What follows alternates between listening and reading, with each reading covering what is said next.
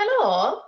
We would like to welcome you all for this joint support session between Microsoft and SUSE, focused on the world-class collaborative support model that we have built together to benefit you as a SUSE customer running your SUSE workloads on Azure. I'm Abby Ayer, Senior Support Planner with Azure CSS team, and I'm focused on enabling integrated and collaborative support models for strategic partnerships on the Azure platform. Ron, would you like to introduce yourself? Hi, my name is Ron Dominguez. I'm the Global Support Delivery Manager. I work for Microsoft Azure, the Customer Support and Services organization. I mainly focus on Azure support and our partnerships such as SUSE. I've been in the program for about 2 years now, and we've really been able to grow this relationship. We've actually been able to expand to having a premier service engineer on staff in our work environment here in Azure. And speaking of that person, it's actually this next person. I'd like to hand it over to Grant. Thanks, Ron. Hey all. My name is Grant Marcroft. I'm the Premium Services Engineer assigned as a dedicated resource to the Microsoft Azure Linux escalation team. I've been in this position for about 18 months, and since this time, I've seen many opportunities for knowledge transfer, and we've resolved many product issues. So I will go ahead and turn the time back to Abby. Thank you, Grant. We have a packed agenda for you all. We'll share the success of Microsoft and the SUSE partnership.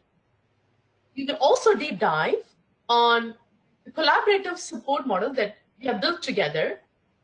It's actually very unique and industry leading in the market that will benefit both SUSE and Microsoft customers. We will also call out some key SUSE products that can help you run your workloads on Azure. We have wealthy of knowledge that we want to share with you that we have built together. And these are knowledge materials that SUSE initially built to help Azure support team to drive the customer issues to quicker resolution. And there are also some blog posts that has helped deflect a lot of customer cases.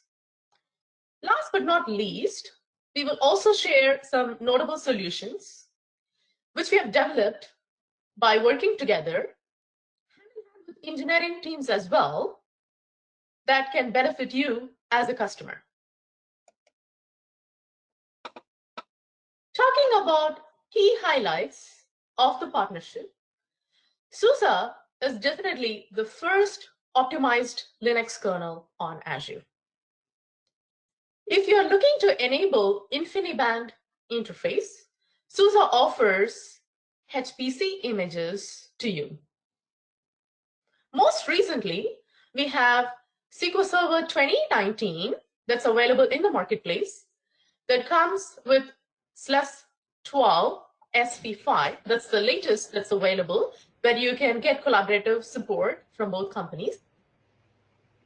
And there's also Pacemaker available to enable high availability for your SUSE workloads.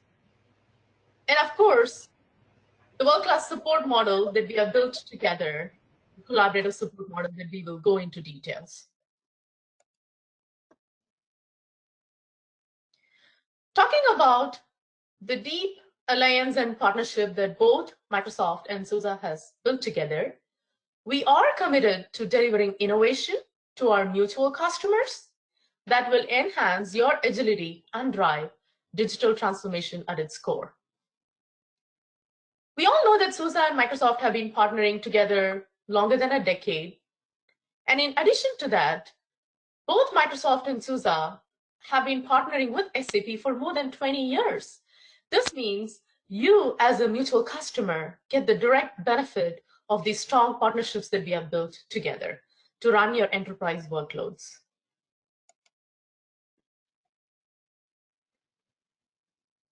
With collaborative support model, we built a seamless collaborative support process between both companies not just to jointly troubleshoot the problem and drive the issue to resolution, but also to give you, the customer, the flexibility and choice to either call Microsoft or SUSE, regardless where the problem lies. You simply have to call one of us, and we will make sure we will triage, troubleshoot, and engage the other party on your behalf to drive the issue to complete resolution. And now that takes the stress off of you, I'm sure. And we have also gone beyond the collaborative support process, and we have enabled our on-site engineer, Grant, to work alongside Azure support team. And this helps with a lot of knowledge transfers, collaborating on customer escalations, and also serving as an advisor on the support board. We have a very strong governance model that we have built together, and we have developed joint KPIs and shared goals that both companies come together and measure each other quite often to deliver the greatest customer satisfaction and also quicker time to resolution. And we are not stopping here. Our long-term vision is to completely integrate and automate this whole experience, not just by integrating our ticketing systems alone, but also bringing our unified automation and diagnostics together as well to benefit you as a mutual customer. Talking about support offerings, we have two primary offerings today. The first one is the classic bring your own support model, where you as a customer have the choice to bring your own subscription that you currently have today and run it on Azure. You get the benefit of collaborative support model from both companies, as long as you're entitled for support from both Microsoft and SUSE. We also offer the pay-as-you-go images that you can find in Azure Marketplace. And these images are pre-built with SUSE software, and they are pre-packaged with SUSE support included in them.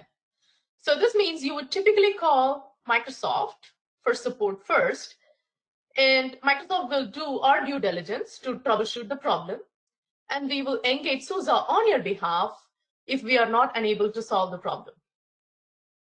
I also want to make a note that if you're running SAP HANA large instances or SAP mission critical workloads, please make sure you have Microsoft Premier support agreement in place so you get those expedited SLA response times that is much needed for your mission critical workloads. With that, I'm going to hand off to Grant. Thank you, Abby. Hey all, so for my section of the session, I'll focus on two cases of knowledge transfer and describe three customer cases which led to resolutions on the code and architectural level. So for my first example of knowledge transfer, I'll talk about the blog article that Abby brought up. One of the most common issues our joint customers face comes in the form of repository access issues. Sometimes this is due to security measures implemented by the customer, and other times it's due to the customer's network architecture. With the dozens of cases I've worked through, two common scenarios stood out to me. One issue was driven by customer security rules preventing OS access to the pay-as-you-go update servers. In this case, the customer did not understand the architecture of the cloud update infrastructure well enough to add security rules necessary so their instances could make network connections to the update infrastructure servers. The second problem was caused when a customer would route their Azure traffic to their data center before it reached any other host, effectively making the Azure machine part of their internal network. Connections routed through the customer's data center before they reach the update servers will fail due to update server configuration. One of the architectural limitations currently on pay-as-you-go infrastructure is that they will only accept connections from IPs in published Azure ranges. Due to the recurring nature of these technical issues, I wanted to create a self-help document to address these common problems before they got to my table. The question now was which publishing medium would be most suitable for this kind of information transfer. After discussing this with several resources, I was advised by one of our public cloud architects that submitting an official blog post would probably be the best way to get this information out to our cloud users quickly. With this in mind, I created a visual diagram in Inkscape for both scenarios and wrote up the details of the scenarios. An explanation of why the setup in the diagram would not work and solutions to these issues. While I can't account for the accuracy of the view count in the blog post, it currently reports over 2,700 views since August. I'd speculate that this blog post has mitigated dozens of service requests in the last 6 months. In the future, IP-based access control will no longer be a requirement for SUSE guest OS VMs, so I can't guarantee the longevity of the relevance of one of these solutions. However, I do know that hundreds of customers and Azure support team members have benefited in the meantime from the simple knowledge transfer. Another challenge of this role is getting adequate training for the Azure support teams. In the ideal world, Azure provides all L1 support for pay-as-you-go virtual machines for all SUSE software solutions available on these images. L1, as defined by SUSE, covers general information gathering, providing official documentation and technical support meant to cover basic usage and troubleshooting of SUSE software. The main goal of L1 is to identify whether an issue is a SUSE issue or not and resolve a SUSE software issue or defer to third party. If the solution is unclear with the information the L1 engineer gathers, they engage L2 for help with isolating the problem area. If the solution, L2 is supposed to identify whether an issue is a SUSE or non-SUSE issue, and in the case of the former, figure out whether the problem is caused by an administration problem, architectural problem, or a bug in the underlying code. As far back as I can remember, pacemaker cluster troubleshooting has been a weakness with the Azure support teams, particularly with the information gathering aspect, which is of primary importance when engaging SUSE technical support. In many past collaborations, we would either get incomplete information, such as we only get one support config from a cluster, or we might get raw logs, or just screen captures of some kind of a failure. While this can be helpful, we actually have a lot of tools available that can make this information gathering process a lot more streamlined and work better for the case of providing support for our customers. So I wanted to turn this around. Pacemaker comes with a tool called HB Report, also available as CRM Report subcommand, which is highly effective in data collection for troubleshooting and debugging issues with pacemaker clusters. This program was designed to collect pacemaker and general system information from each node, full cluster configurations, and gather only the logs that are necessary for debugging a cluster event or failure. Whether or not the Azure support team member was well versed in pacemaker administration, this course aimed at giving enough information for the Azure team members to collect all the necessary data for a SUSE engagement involving pacemaker.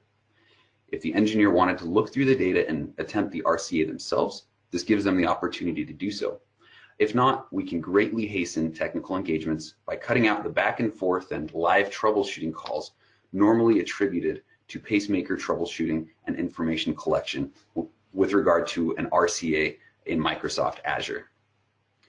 Microsoft technical contacts also have access to our HAE training modules, which they can do on their own time. And I've been working on getting strategic contacts access to this and make sure that they're aware of these modules. So this concludes the knowledge transfer section. Next, I'll discuss 3 notable technical solutions that all happened within the past year. So just after SUSECON 2019, I was engaged by my Microsoft counterpart about intermittent outages reported from NFS clients. All nodes could not access the NFS server at the same time, so it seemed like a server connectivity issue through the Azure load balancer. No observable pattern was seen on the NFS server except SYN flood warnings in the logs. As far as the pacemaker cluster software was aware, there was no issue, as no failure was reported by any of the resources.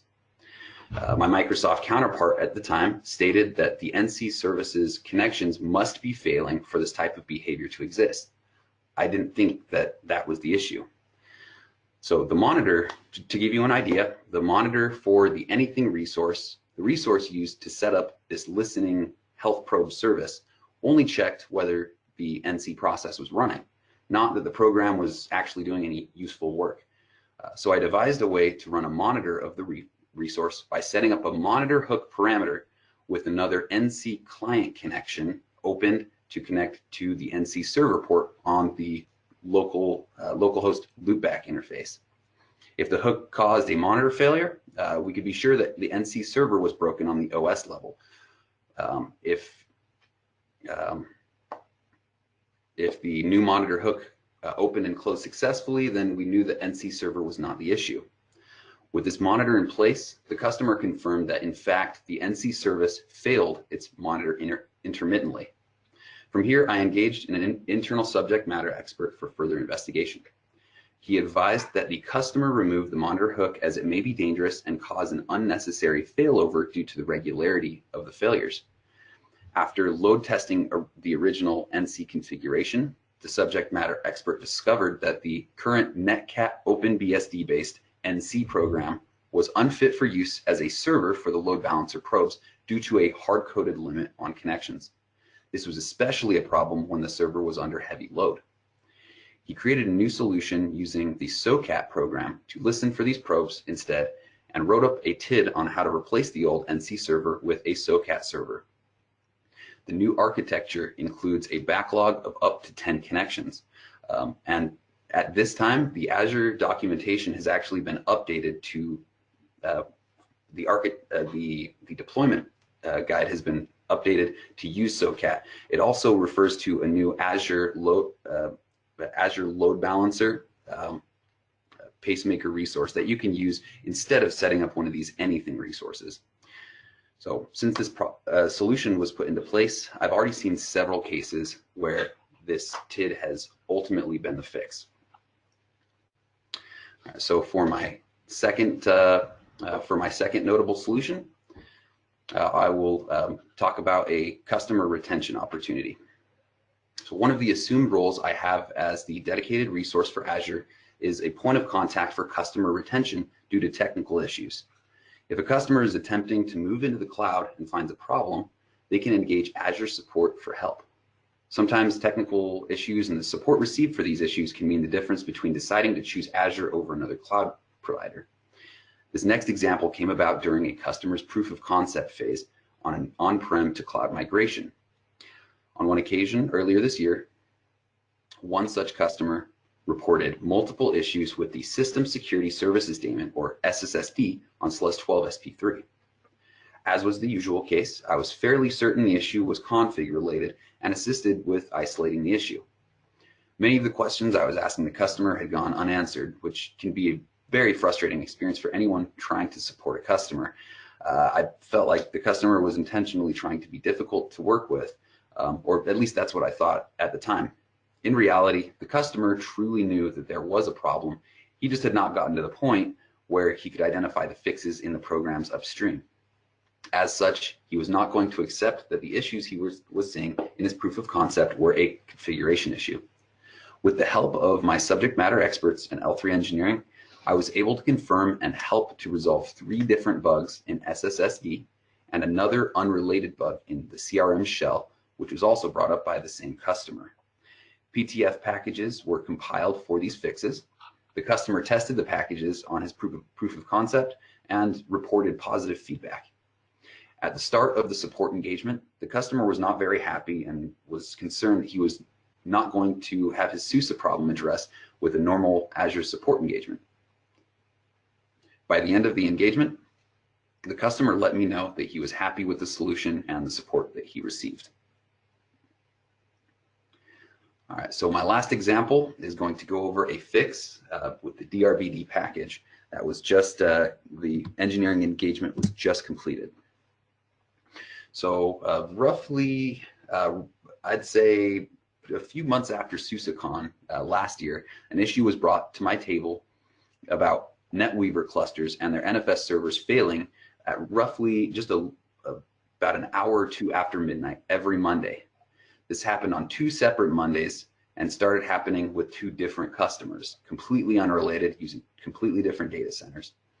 After troubleshooting the issue, I found that the reason they were failing was due to the NFS file systems from the NFS cluster going unavailable. After checking the system activity on the NFS cluster, I noticed sustained I/O to the DRBD disks for the duration that would be needed to write over the entire disk.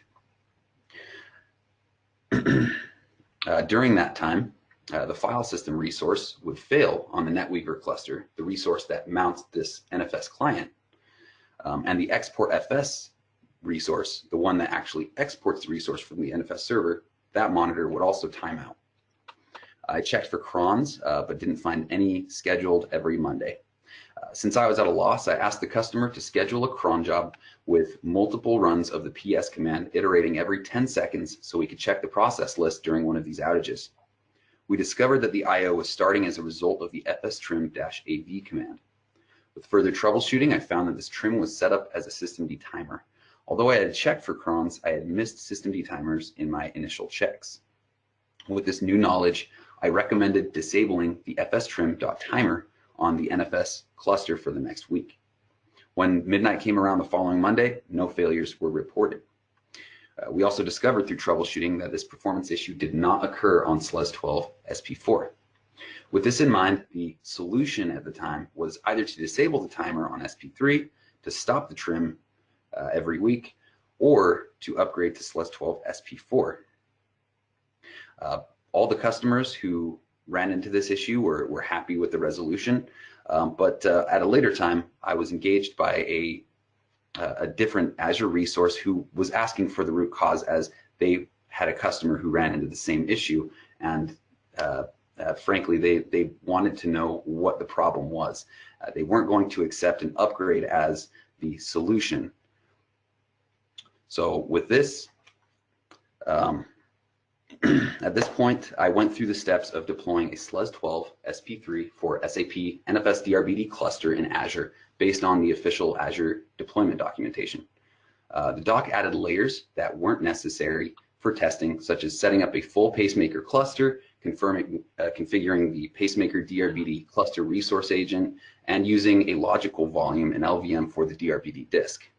After taking both pacemaker configuration and LVM out of the picture, I was able to prove the performance problem for both fstrim and another command that also did block discards, makefs.xfs, on a SLUS-12 SP3 system, and verify that it was not an issue on SLUS-12 SP4. When looking at the strace output of a makefs command, execution was held up at the block discard system call for a period it took to write over the whole disk. I also confirmed the same behavior was not happening on SP3 for the same exact disks when DRBD was taken out of the I/O stack. After upgrading to SLUS-12 SP4, the issue disappeared when using DRBD. At this point, I had enough evidence to engage L3 on a defect in DRBD for SLUS-12 SP3. Engineering found almost 100 changes to DRBD between the SP3 and SP4 version that were relative to the block discard.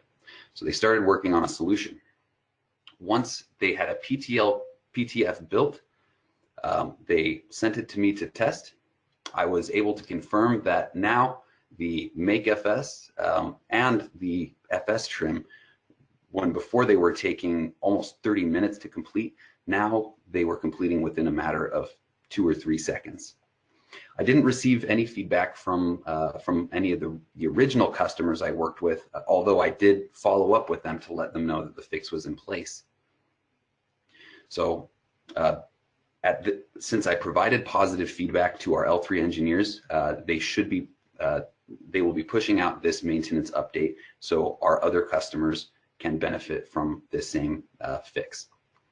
These examples go to show that having an on-prem SUSE resource for the Azure support teams can empower our customers through the support process and give them confidence that engineering level support is available to our mutual customers using SUSE systems in the Azure environment. Now with that, I will pass the remainder of the time over to Ron Dominguez to finish out the presentation. Hello again. I would like to share some examples from our customers that decided to use Microsoft Azure with SUSE.